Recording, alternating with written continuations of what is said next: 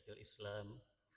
Assalamualaikum warahmatullahi wabarakatuh.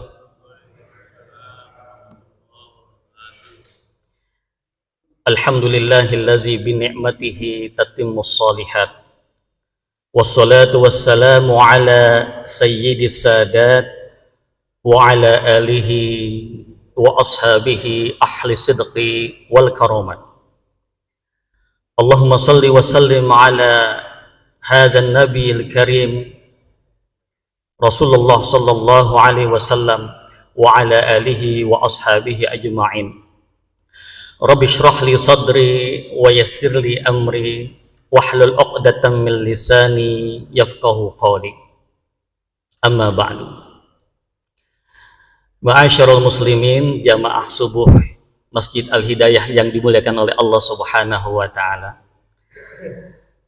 Alhamdulillah, kita panjatkan puji syukur kehadirat Allah Subhanahu wa taala yang masih menganugerahkan kepada kita nikmat-nikmat yang berlapis. Aneka macam nikmat yang masih tetap melekat dalam diri kita.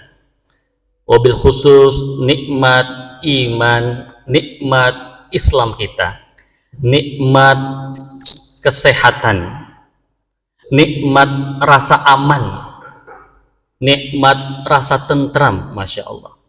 Sehingga dengan nikmat-nikmat itu, Bapak sekalian dan Ibu-ibu, kita bisa berkumpul di tempat yang penuh berkah ini. Amin ya Rabbal Alamin.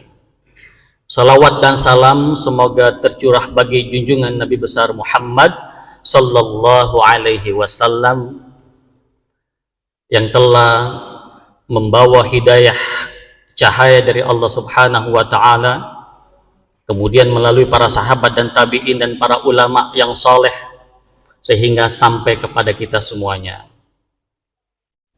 Hari ini kita patut berbahagia karena mungkin kita termasuk orang-orang yang sedikit ya, yang memiliki indikator-indikator dicintai oleh Allah Subhanahu wa taala. Ya. Sebab Nabi sallallahu alaihi wasallam ya, pernah berkata, "Innallaha idza ahabba ahadan ayasta'milahu," atau kama qala Rasulullah sallallahu alaihi wasallam. Sesungguhnya Allah jika ingin mencintai hambanya, maka hamba itu akan disibukkannya. Hambanya itu akan diberi kesibukan oleh Allah Subhanahu wa taala. Kaifa yasta'miluhu? Bagaimana Allah menyibukkannya? Yuwaffiquhu ila amalin khair.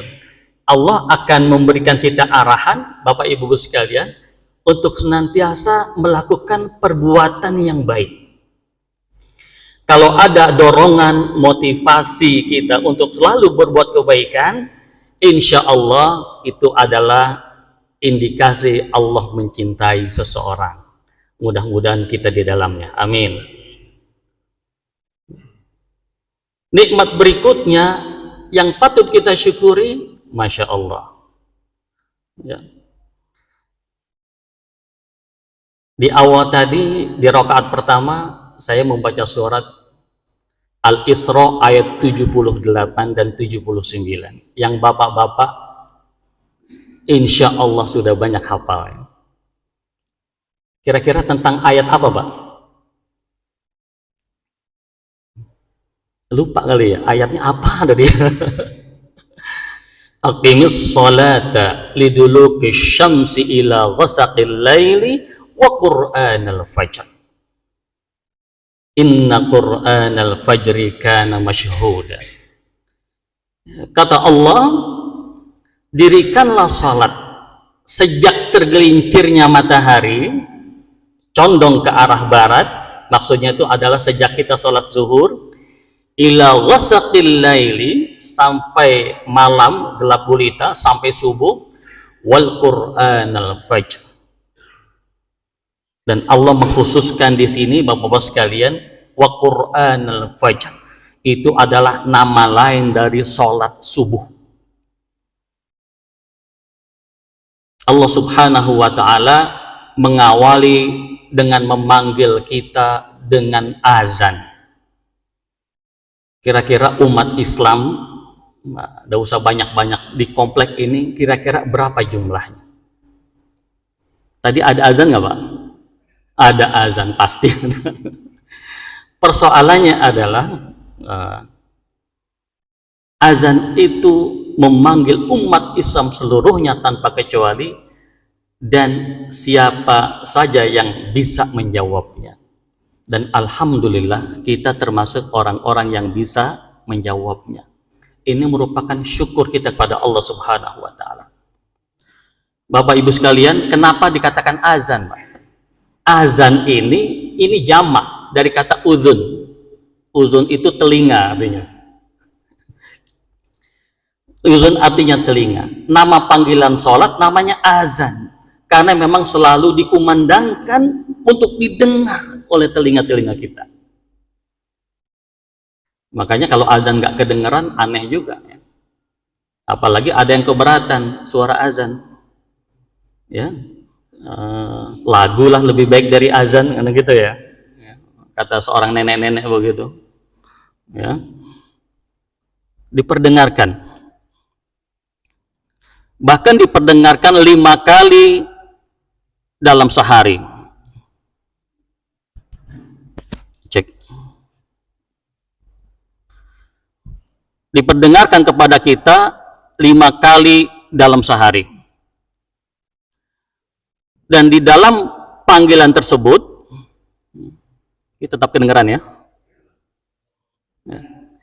ada kalimatnya begini: hayya 'alas shalah, hayya 'alal falah. Suara azan itu mengajak kita untuk sholat dan untuk mendapatkan al-falah. Al-falah itu apa, Pak? Di dalam bahasa Arab itu ada yang namanya al-fauz. Al-fauz itu artinya kemenangan. Faza yafuzu, fauz, kemenangan. Faiz, orang yang menang. Ada nama wanita faizah, ya, artinya orang yang menang. Di kata lain ada bahasa Arab namanya faroha. Faroha itu maknanya gembira. Kalau orangnya disebut farhan. Farhan itu orang yang bergembira. Tapi dalam kata al-falah itu mengandung 2 arti, Bapak sekalian. Apa itu? Al-falah itu artinya menang dan gembira. Jadi ketika Allah Subhanahu wa taala memanggil kita hayya 'alas shalah, hayya 'alal falah, artinya Allah mengajak kita untuk mendapatkan kemenangan dan kegembiraan. Maka dari itu temanya pada pagi hari ini kami diminta untuk bagaimana menikmati ya salat yang selama ini kita lakukan. Sehingga Allah mengajak hayya 'alas shalah, hayya 'alal falah. Al-falah mengandung 2 arti, al-fauz wal farah. Artinya ketika Allah mengajak kita dengan azan itu, mengajak untuk mendapatkan kemenangan dan mengajak untuk mendapatkan kegembiraan. Bapak sekalian, ada nggak yang merasa sedih di masjid ini, Pak? Saya kira nggak ada. Senang, ya. Terlebih-lebih di ayat tadi, ya, Allah menyebutkan secara khusus waktu sholat subuh yang memiliki keistimewaan tersendiri. Aqimus sholata liduluki syamsi ila ghasaqil laili wa qur'anal fajr. Allah menyebutkan sholat subuh itu dengan qur'anal fajr. Di situ ada nama Quran. Bapak, Apa bedanya Al-Quran dengan di sini Quran Al-Fajr?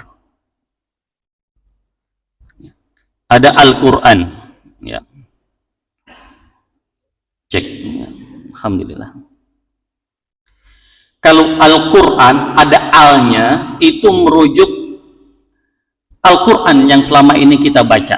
Itu firman Allah Subhanahu wa taala. Ayat-ayat Allah, surat Allah di situ. Tapi yang dimaksud dengan Quran Al-Fajr itu adalah bacaan-bacaan yang ada pada sholat subuh. Inna Quran Al-Fajri kana mashhuda. Sesungguhnya semua kegiatan dalam sholat subuh, apakah doa kita, bacaan Quran kita, semuanya kana mashhuda, disaksikan malaikat. Bapak Ibu sekalian, bukan main-main Pak, yang menyaksikan ini malaikat pencatat di siang hari dan malaikat pencatat kegiatan manusia di malam hari. Itu semuanya kumpul di waktu subuh dan menyaksikan orang-orang yang sholat subuh. Bahkan begitu mulianya sholat subuh ini, Bapak sekalian, Nabi Shallallahu Alaihi Wasallam juga memberikan sebuah bonus pahala orang yang mengawali dengan sholat sunnah qobliyah subuh. Ini alhamdulillah tadi kita menyaksikan sholat subuh, masya Allah. Sebelum sholat subuh kita sholat sunnah semua. Sholat sunnah mungkin bisa di rumah, bisa di masjid. Apa yang menjadi istimewa orang sholat sunnah? Ini kadang-kadang kalau orang ukurannya materi, siapa orang yang paling kaya di dunia ini Pak, menurut ukuran materi dunia? Ya mungkin di pikiran kita di Indonesia ya, dikuasai oleh 9 naga, atau mungkin di luar negeri ya, ada pendiri Facebook ya, punya platform X dan seterusnya. Tapi di mata Allah Subhanahu wa taala, orang yang kaya raya itu di mata Allah adalah umat Islam yang senantiasa salat qobliyah subuh. Apa kata beliau sallallahu alaihi wasallam? Salat sunnatul fajri khairun minad dunya wa ma fiha. Orang yang salat sunnah subuh, sebelum subuh itu, kata Nabi, lebih baik di sisi Allah minad dunia, dari semua apa yang ada di dunia, wa ma fiha, dan dari apa yang di dalam isi dunia ini. Makanya mengapa kita termasuk insya Allah termasuk orang-orang yang beruntung menjawab panggilan Allah di sholat yang pertama, sholat subuh, kemudian kita awali dengan sholat sunnah qobliyah. Bahkan lebih istimewa lagi, ditambah keistimewaan ini, begitu semangatnya ya, begitu semangatnya umat Islam untuk mendapatkan sholat sunnah qobliyah, Allah juga mensisipkan sholat sunnah yang lain sebelum subuh, sebelum sholat sunnah subuh tentunya. Apa itu Bapak sekalian? Wa minal laili fatahajjad bihi nafilatan lak. Terkadang Pak, kita bangun 30 menit sebelum subuh, itu ada waktu bisa untuk sholat tahajud. Betul kan Pak ya? Ini sholat tahajud punya keistimewaan lagi Pak. Kalau kita benar-benar melaksanakan sholat ini, kata Allah Subhanahu wa ta'ala, tadi saya baca ayatnya di rakaat pertama, ada 4 urusan kemudahan yang Allah berikan kepada orang yang sholat tahajud. Wa minal laili fatahajjad bihi nafilatan lak. Dan dari sebagian malam, maka sholat tahajudlah engkau nafilatan lak, sebagai tambahan, sebagai sunnah. Yang pertama, insya Allah Allah akan memberikan apa? asa ayyab'atsaka rabbuka maqaman mahmuda. Allah akan memberikan sebuah kedudukan, posisi yang mulia di tengah-tengah manusia. Rasa-rasanya orang yang senantiasa sholat tahajud itu terpancar kewibawaan di mukanya, ketenangan, kewibawaan, ya, sehingga orang begitu segan, ya. Itu ada pancaran wibawa yang Allah berikan. Itu adalah kemuliaan yang Allah berikan kepada orang-orang yang senantiasa sholat tahajud. Asa ayyab'atsaka rabbuka maqaman mahmuda.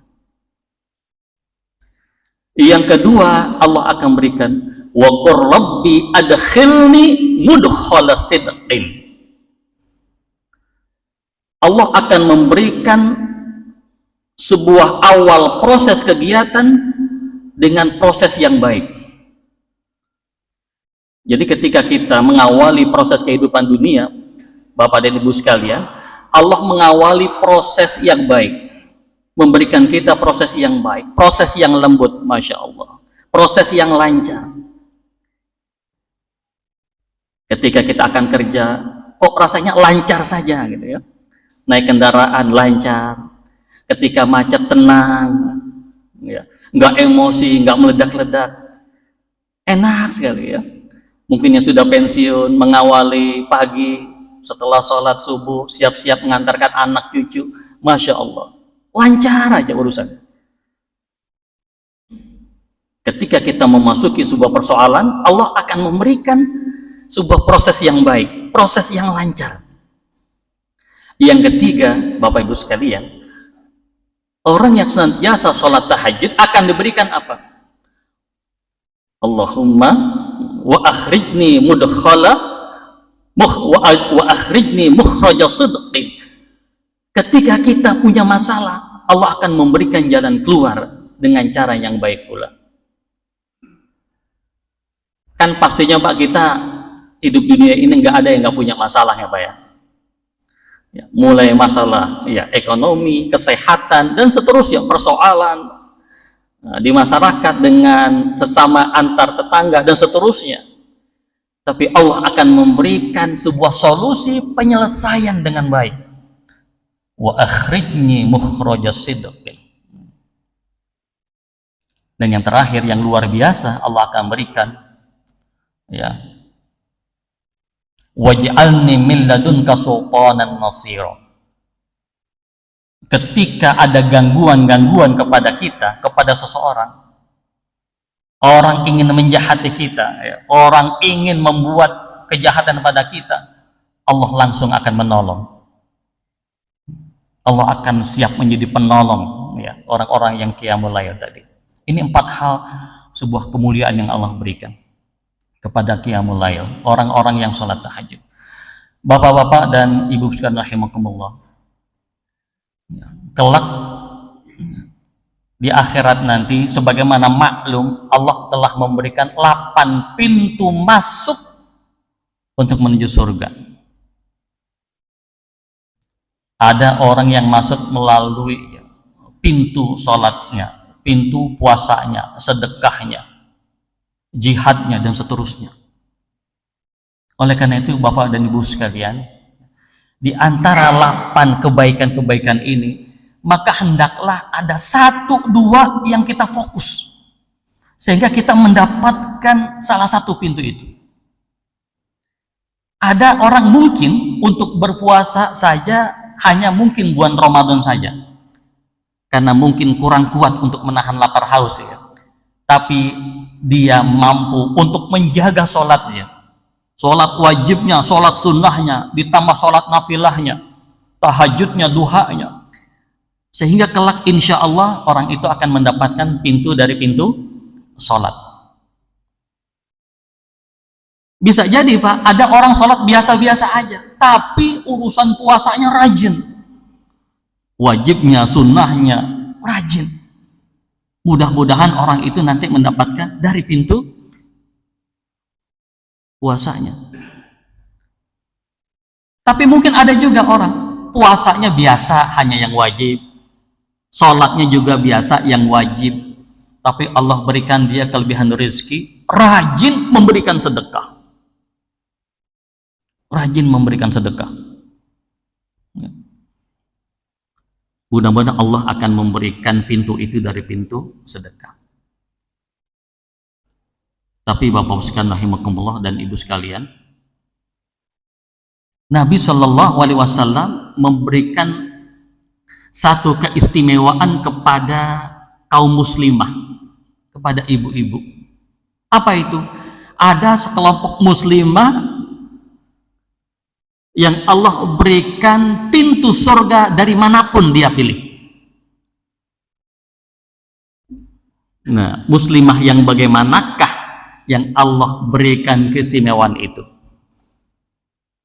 Jadi disuruh pilih, Pak, Ibu sekalian, pilih. Ini ada pintu, 8 pintu masuk, pilih.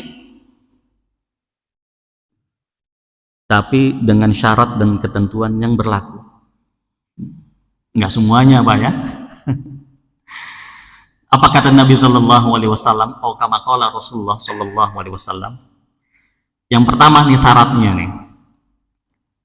Idza shallatil mar'atu khamsaha. Jika seandainya seorang muslimah, seorang istri, ya, salat 5 waktu. Ini 5 waktu doang nih mana?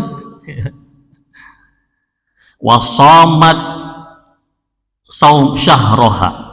Dan dia berpuasa, puasanya pun puasa yang wajib, puasa Ramadan. Wa hafizat farjaha. Yang ketiga, dia selalu menjaga kehormatannya. Yang terakhir, yang keempat, wa ata'at zaujaha. Dan dia senantiasa mentaati suaminya. Ini yang keempat nih. Kata Nabi melanjutkan, qilalaha, dikatakan kepada wanita tersebut, udkhulil jannata min abwabil jannah syi'ti, udkhulil jannata min ayyi babil jannati syi'ti, masuklah kamu ke surga dengan pintu surga manapun yang engkau kehendaki. Luar biasa. Sepertinya sederhana, Pak, ya, cuma 4 ya yang bisa dilakukan wanita kalau dilakukan dengan konsisten dan benar. Yang pertama, sholatnya 5 waktunya nggak pernah tinggal, kecuali pada saat halangan. Makanya godaannya besar nih wanita. Kalau kurang-kurang iman, dia sedang halangan tuh, ya. Halangannya kan umpama sepekan nih atau 7 hari. Orang nggak tahu kan ya, dia terus aja gitu sampai 10 hari. Kan bisa kan ya? Nggak ketahuan. Ya. Saya di pesantren Al Hasan sehari-hari. Itu ada pesantren santri putri 300 orang. Kadang-kadang sebagian nggak sholat gitu ya. Ya kita khususan sedang berhalangan. Ya. Kan kita nggak mungkin periksa satu-satu. Begitu juga wanita secara umum, ya, kita nggak mungkin tanya berhalangan atau enggak.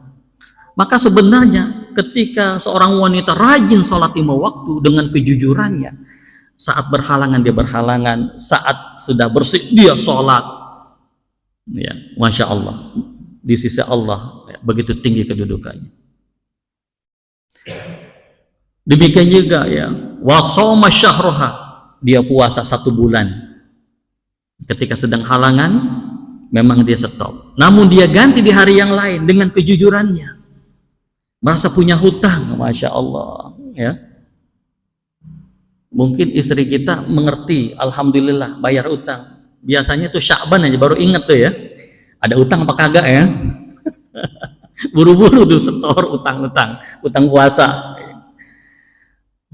Tapi yang kurang-kurang iman, bablas, Pak. Ya, bablas hutangnya.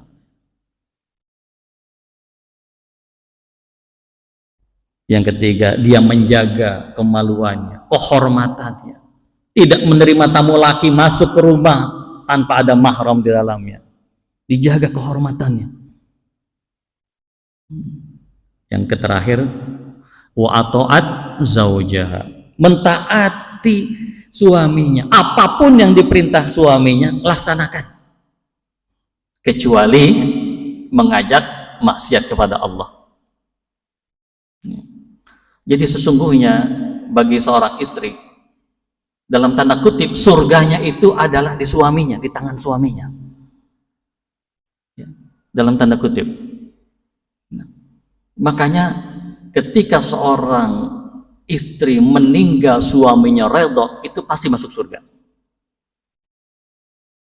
Ayyu imra'atin, kata Nabi sallallahu alaihi wasallam, matat wa zawjuha radin anha dakhalatil jannah.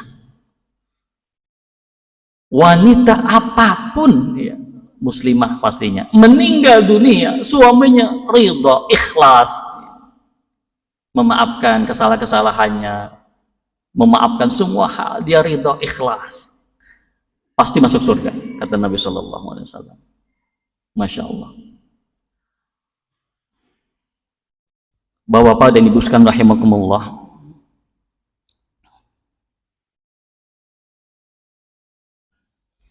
kembali kita ke tadi pembukaan ya, menuju materi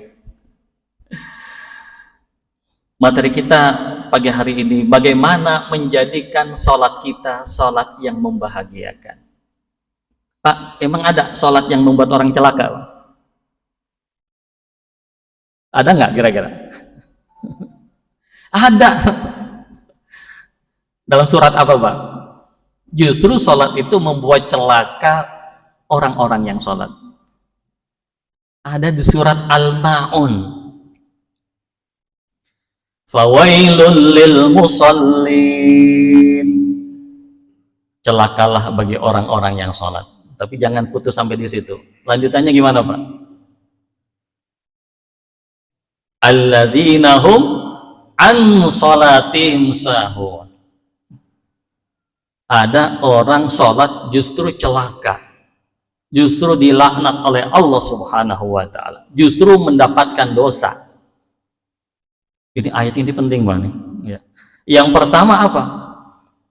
Orang-orang yang lalai dalam sholatnya. Maksudnya apa?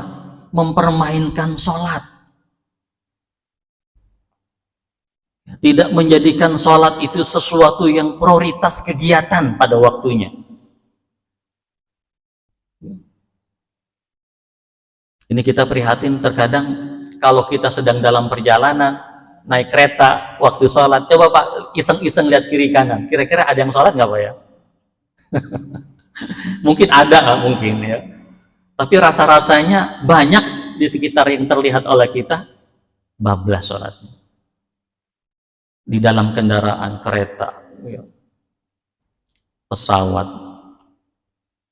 Ada usah jauh-jauh Pak, pernah ini nggak Pak, mengunjungi orang sakit atau menemani orang yang sakit di rumah sakit? Itu kan ada yang nginep Pak ya. Hati-hati Pak, terkadang yang sakit pun sholat nggak Pak? Makanya yang menjaganya Pak harus yang rajin sholat. Sakit ini kan butuh pertolongan Allah, bukan justru meninggalkan sholat gitu ya. Dibantulah oleh orang yang menjaga itu. Nggak bisa jalan, dilapin, diwuduin gitu. Makanya unik Bapak sekalian, sholat itu satu-satunya ibadah yang tidak terhalang oleh sesuatu apapun untuk bisa ditinggalkan. Kalau haji, kalau nggak punya biaya, terhalang oleh biaya. Puasa karena sakit, boleh diganti di hari lain. Loh kalau sholat, apa yang bisa menghalangi orang Pak? Kecuali wanita secara khusus. Sakit, nggak bisa, tetap sholat sesuai dengan kemampuannya. Betul nggak Pak? Di kendaraan tetap sholat sesuai dengan keadaannya. Hati-hati. Fawailul lil musallin. Celakalah bagi orang-orang sholat. Yang pertama, orang yang lalai dalam sholatnya. Yang kedua apa Pak? Allazina hum yura'un. Yura'un. Orang yang sholat karena ingin mendapatkan sesuatu dari manusia lain. Apalagi lagi pilkada nih, waduh, kemanapun disorot ya. Ke masjid disorot ya Pak? Wah, disorot. Rajin. Udah gitu jadi imam lagi. Waduh, jadi imam. Ira kemana-mana. Padahal sholatnya sholat sirri ya Pak ya, bukan jahri ya. Yang diem aja gitu ya. Ini hati-hati nih. Ya. Di era medsos sekarang yang gampang diupload, gampang dipoto, hati-hati Pak kita ini. Niat itu bisa terbelok dengan mudah. Mau sholat tahajud udah capek-capek bangun jam 3, sempat-sempatnya mau tuh. Ya, ditulis ya, sholat tahajud yuk gitu ya. Nah, ngapain gitu? Saya kan niatnya mengajak orang, supaya diketahui orang apa ngajak orang. Nauzubillah min dzalik.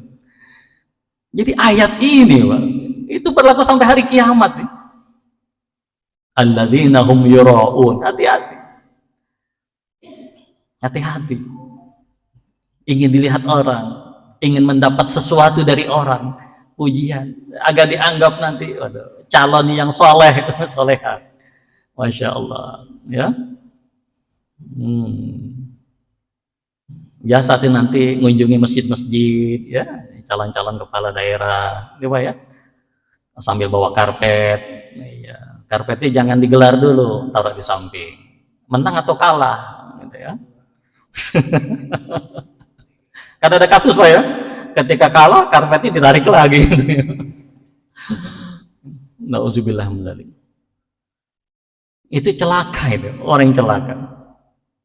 Dan yang ketiga, wayamna'unal ma'un, dan enggan memberikan barang yang berguna. Bapak sekalian, di antara orang yang berhasil sholatnya itu memiliki efek sosial. Apa itu efek sosialnya? Suka berbagi.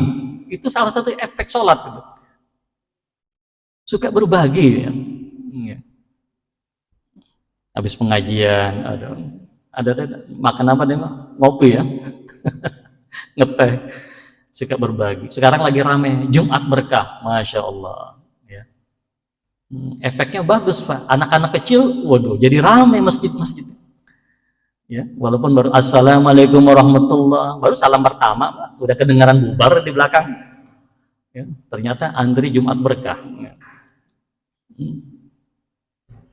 Ini banyak sekali hal-hal demikian.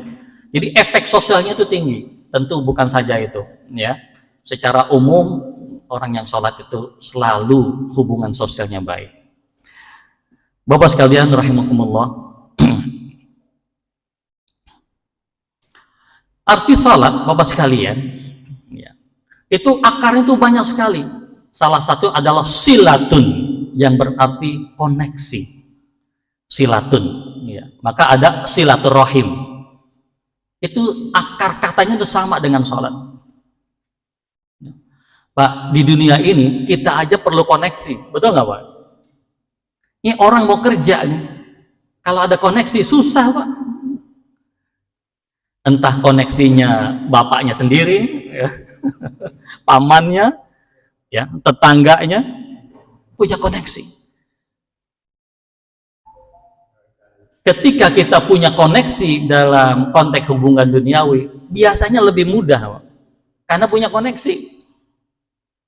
Mau bikin SIM susah banget, udah 10 kali gagal terus. Ditanya, punya koneksi nggak? Enggak. Nah, gitu kan Pak ya? Ya sistemnya begitu Pak. Makanya kalau saya itu diajarin sama Ustadz sama Kiai, kalau mau bikin SIM tuh niatnya beli aja. Pak polisi mau beli SIM berapa? 700, ya udah.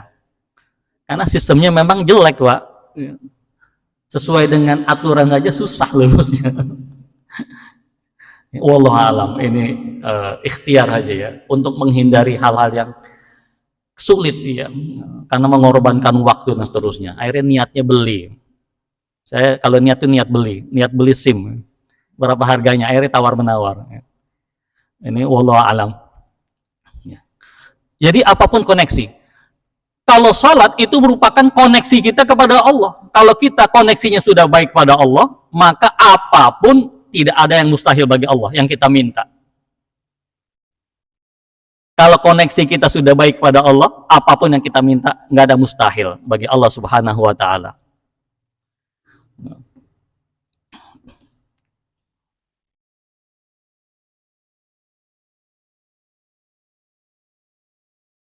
Maka untuk menjadikan sholat kita berkualitas, yang pertama yang kita lakukan adalah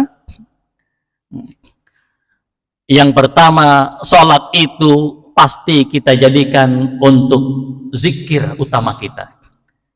Karena Allah Subhanahu wa Ta'ala mengatakan, aqibis sholata li zikri. Dirikanlah sholat untuk mengingatku, zikir. Jadi sholat itu sendiri artinya zikir. Dan di arti yang lain, sholat itu juga berarti doa. Bapak sekalian, ya, coba kita perhatikan bacaan sholat kita sejak awal sampai akhir, itu isinya apa, Pak? Isinya zikir dan doa, semuanya.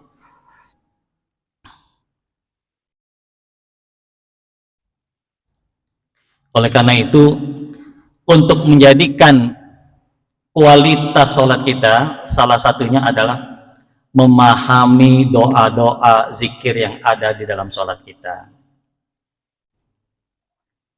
Pak, kita udah sholat berapa tahun, Pak? Tergantung umur, Pak, ya. Pertanyaannya, Pak, jujur, kita udah paham nggak, Pak, doa-doa di dalam sholat kita?